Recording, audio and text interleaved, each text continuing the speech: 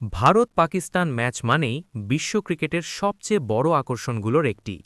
বিশেষ করে যখন এই ম্যাচ অনুষ্ঠিত হয় আইসিসি মেন্স টি20 ওয়ার্ল্ড কাপ 2026-এর মতো বড় টুর্নামেন্টে, তখন শুধু ক্রিকেট নয়, পুরো আয়োজন ঘিরে তৈরি হয় বিশাল অর্থনৈতিক কার্যক্রম। এবার সেই প্রভাব সবচেয়ে বেশি পড়েছে শ্রীলঙ্কাতে, যেখানে ম্যাচ আয়োজনকে ঘিরে টিকিট, হোটেল, ফ্লাইট, পর্যটন সবখানেই টাকার প্রবাহ বেড়েছে বলে বিভিন্ন রিপোর্টে উঠে এসেছে। সাম্প্রতিক তথ্য অনুযায়ী ভারত বনাম পাকিস্তান ম্যাচ ঘিরে কলম্বোতে প্রায় সব টিকিট বিক্রি হয়ে যায়। একই সঙ্গে হোটেল বুকিং এবং ফ্লাইট ভাড়া কয়েক গুণ পর্যন্ত বেড়ে যায়। কিছু ক্ষেত্রে হোটেল ভাড়া স্বাভাবিকের তুলনায় 4 গুণ পর্যন্ত বাড়ার তথ্যও সামনে এসেছে। বিশ্লেষকরা বলছেন, এই ম্যাচ শুধু দর্শক টানে না, এটি আন্তর্জাতিক সম্প্রচার, স্পন্সরশিপ এবং পর্যটন খাতে বড় আয় তৈরি করে। এমনকি একটি ভারত-পাকিস্তান ম্যাচ পুরো টুর্নামেন্টে শত কোটি ডলারের ব্যবসা তৈরি করতে পারে বলেও ধারণা করা হয়। শ্রীলঙ্কার জন্য এই ম্যাচ আরও গুরুত্বপূর্ণ, কারণ দেশটি দীর্ঘদিন অর্থনৈতিক সংকটের মধ্য দিয়ে যাচ্ছে এবং পর্যটন তাদের অন্যতম বড় আয়ের খাত।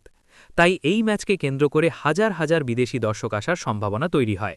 এতে হোটেল, রেস্টুরেন্ট, পরিবহন, ছোট ব্যবসা সব ক্ষেত্রেই আয় বাড়ে। এমনকি রিপোর্টে বলা হয়েছে, ম্যাচটি না হলে শ্রীলঙ্কা প্রায় 25 থেকে 30 মিলিয়ন ডলার পর্যন্ত ক্ষতির মুখে পড়তে পারত, কারণ টিকিট, স্পন্সরশিপ, বিজ্ঞাপন, পর্যটন সবখানেই আয় কমে যেত।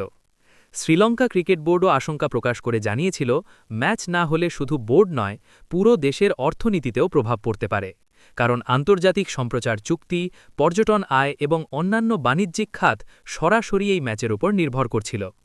ক্রিকেট বিশেষজ্ঞরা বলছেন, ভারত-পাকিস্তান ম্যাচকে অনেক সময় স্পোর্টস ইকোনমির ইঞ্জিন বলা হয়। এই একটি ম্যাচই হাজার হাজার পর্যটক টেনে আনতে পারে। বিমান সংস্থা, ট্র্যাভেল এজেন্সি, ট্যাক্সি সার্ভিস, স্থানীয় দোকান সবখানে অর্থনৈতিক কার্যক্রম বাড়ে। তবে এই ম্যাচেই শ্রীলঙ্কার সব অর্থনৈতিক সমস্যা শেষ হয়ে যাবে এমনটা বলা ঠিক হবে না, কারণ একটি ম্যাচ বা একটি টুর্নামেন্ট সাময়িকভাবে অর্থনীতি বুস্ট দিতে পারে, কিন্তু দীর্ঘমেয়াদে অর্থনীতি ঠিক করতে প্রয়োজন স্থায়ী বিনিয়োগ, রপ্তানি বৃদ্ধি, পর্যটন খাতের দীর্ঘমেয়াদী উন্নয়ন এবং রাজনৈতিক স্থিতিশীলতা। সব ধরনের খেলার খবর পেতে সাবস্ক্রাইব করুন। সঙ্গে থাকুন খেলার পাতার।